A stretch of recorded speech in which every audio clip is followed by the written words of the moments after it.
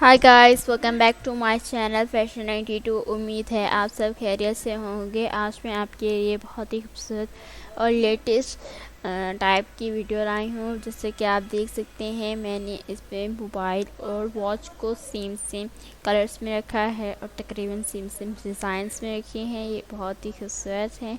इनमें वॉचेस और mobile cover भी बहुत प्यारे हैं। जैसे कि आप देख सकते हैं, ये वाइट कलर के मोबाइल कवर बहुत खूबसूरत है। ये वॉच और मोबाइल कवर बहुत ही अच्छे लग रहे हैं।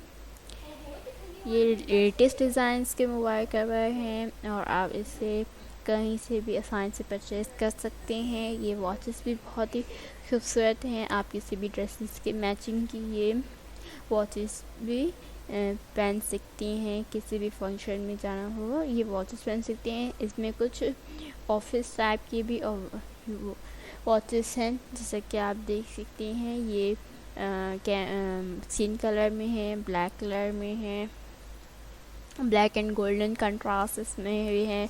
इन पे फ्लावर्स भी लगे गए हैं और इनके साथ साथ ब्रेसलेट्स भी हैं, जिससे कि आप देख सकते हैं।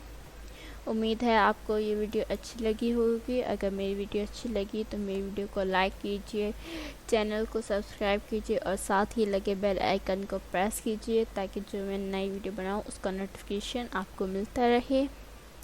और कमेंट में ज़रूर बताइए कि आपको ये वर्ड्स कैसे लगे। Thank you.